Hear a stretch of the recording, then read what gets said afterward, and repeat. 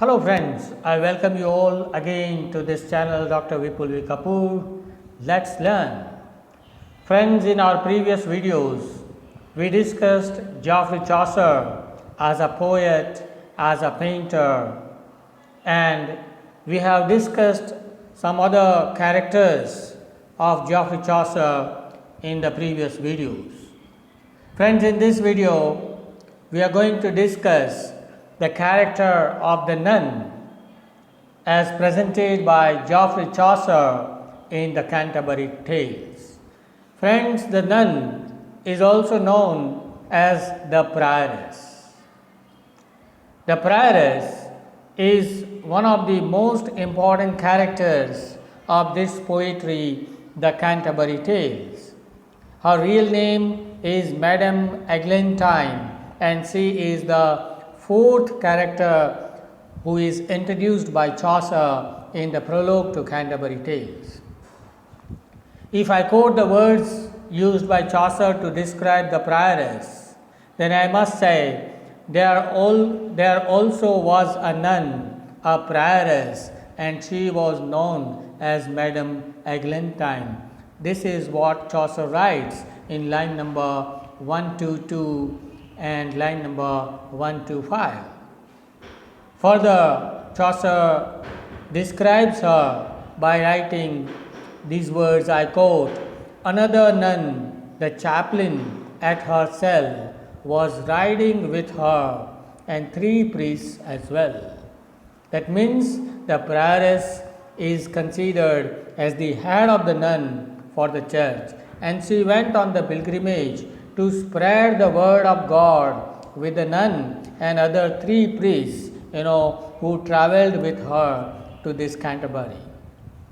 Though she is a stereotype character, who represents the virtues and ideals of a nun, the prioress represents a courtly lady rather than a superior nun. So the point is that we get to know about the prioress as she is presented in the prologue, and she comes out more as a courtly lady, more as a sophisticated lady than a nun. As far as her physical appearance is concerned, Chaucer has used these words to describe her physical appearance. I quote, "Her veil was gathered in a seemly way." Veil means parda. Her veil was gathered in a seemly way. Her nose was elegant, her eyes glass grey. Her mouth was very small, but soft and red. Her forehead certainly was fair of spread, almost a span across the brows. I own she was indeed by no means undergrown.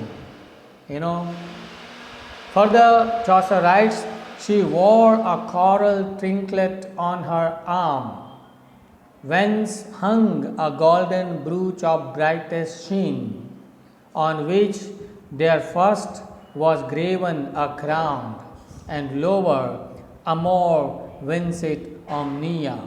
Amor vincit omnia is as a Latin phrase. If I transcribe, if I give you the explanation of these words used by Chaucer to describe the prioress, then yes, you can see on the screen the prioress was dressed conservatively and completes the outfit with a cloak and a veil.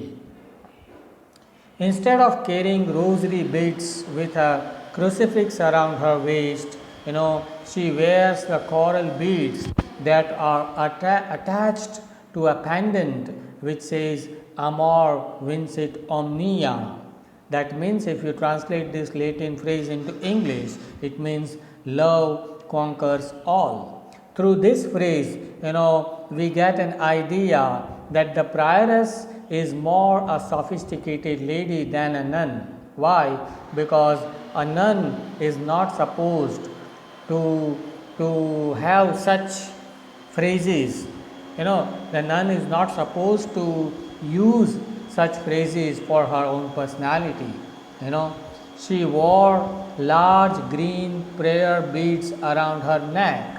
Okay, the prayer beads around her neck and a golden brooch on her chest.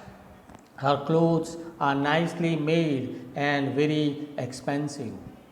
Generally, it is believed that the nuns must not wear the expensive rich clothes, but the prioress is fond of such material aspects of life, and that is why we may say that she is a courtly lady.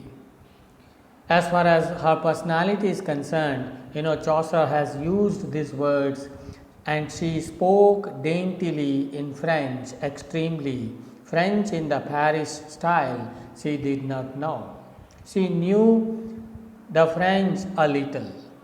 She used to speak in French language, but actually she doesn't have deep knowledge of this language.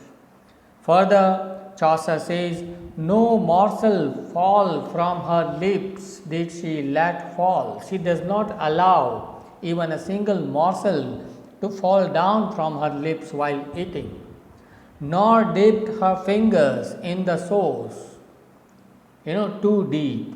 When she dips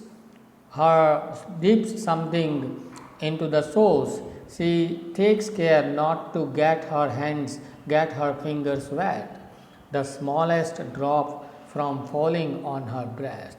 And so these are the words through which Chaucer wants to give an account of her table manners, how careful she was while eating.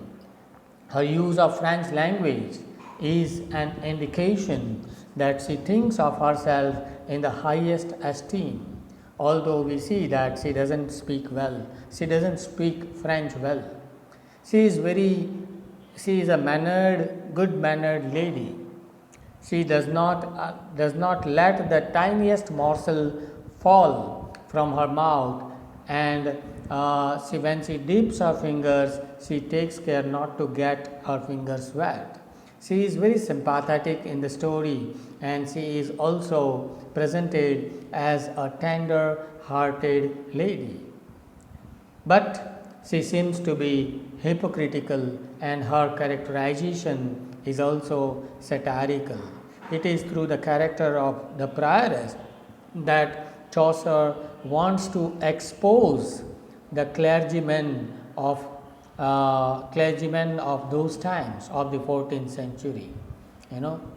But she is a soft-hearted lady. If I caught these words, she certainly was entertaining, pleasant, and friendly in her ways. She used to weep if she but saw a mouse caught in a trap. If it were dead and bleeding, and she had little dogs, she would be feeding with roasted flesh, or milk, or fine white bread. This means to say that the prioress is very sentimental by nature.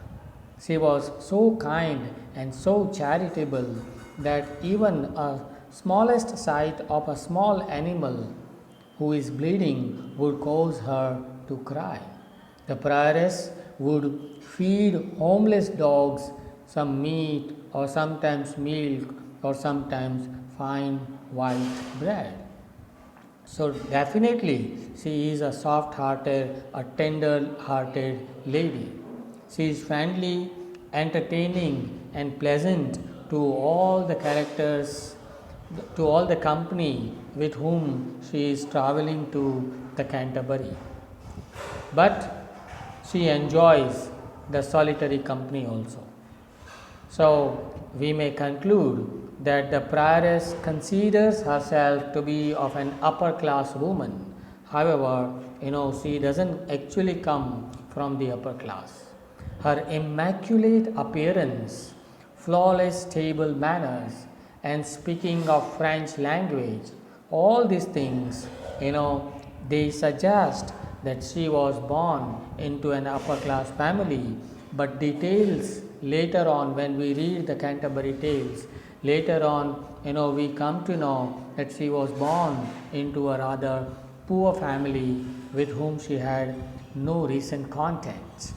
She is definitely a good mannered, soft hearted, tender lady. But through this character, Chaucer has tried to give the exact picture of the nuns of his times, who were more likely to fall into the category of materialistic people.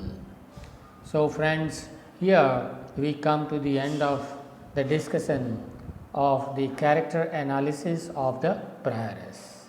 Thank you very much.